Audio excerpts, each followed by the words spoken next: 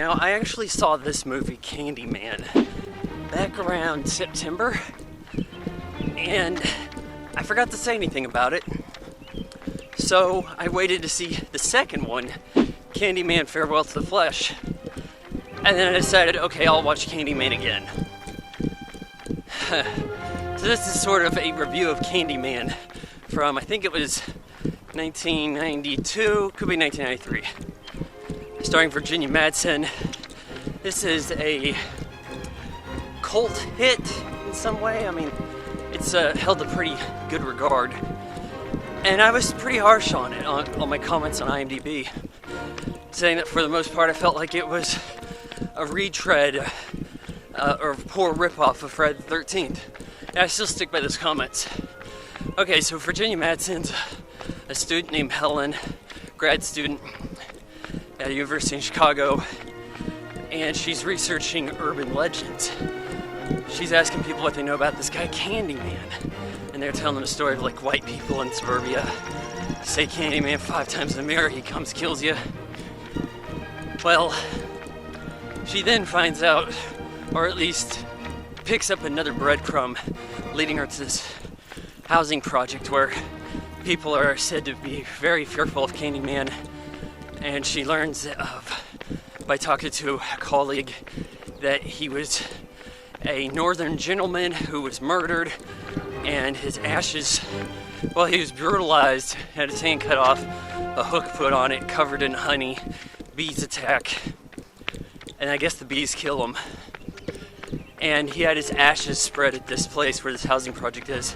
They have a shrine there, they have a woman who died there, Ruthie Jean, recently. I guess she was complaining of pounding in the wall. And then they even find out that like behind her mirror there's a space. And in the crawl space goes to this other room where it's a shrine to Candyman.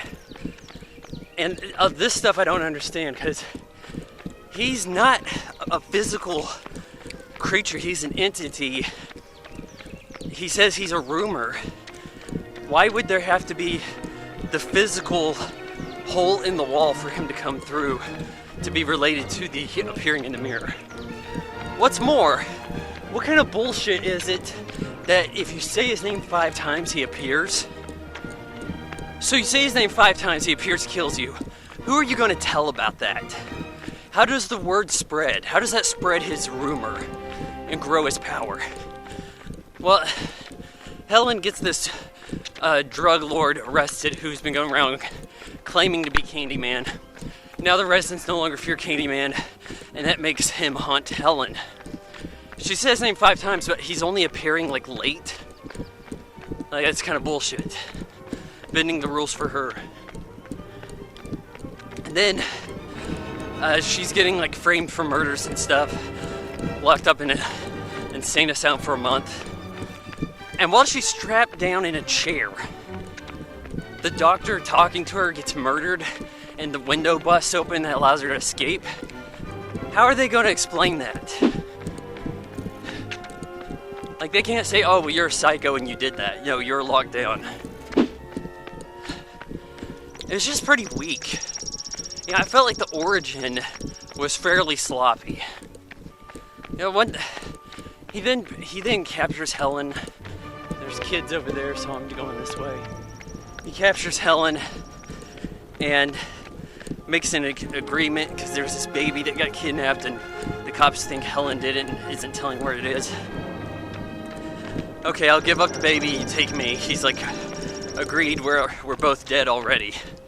No, you're not.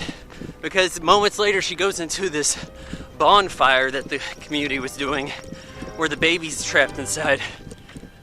Gets the baby out, and Candyman burns. Even though he's not a person. While she's getting the baby out, her hair catches fire, she's on fire, they're putting the fire out. I mean, it's pretty clear to the residents that she rescued the baby. At her funeral, they show up and drop the hook in the grave. And later on, in the sequel, they play that as, oh, well, they were so fearful they believed she was Candyman. No, I think that was respect. I think that they believed her. And these might have been the only people on her side. They dropped the hook there because they believed she killed Candyman. So, it doesn't quite end there. Trevor, played by Xander Berkeley of Terminator 2 fame, Todd, he like just left Helen, they were married, and he's looking in the mirror, and he kind of accidentally brings in Helen. He's like, Helen.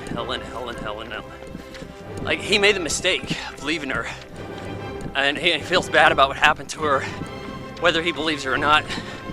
And this kind of brings her in as the new Candyman. She's like, what's the matter, Trevor? You scared of something? And kills his ass.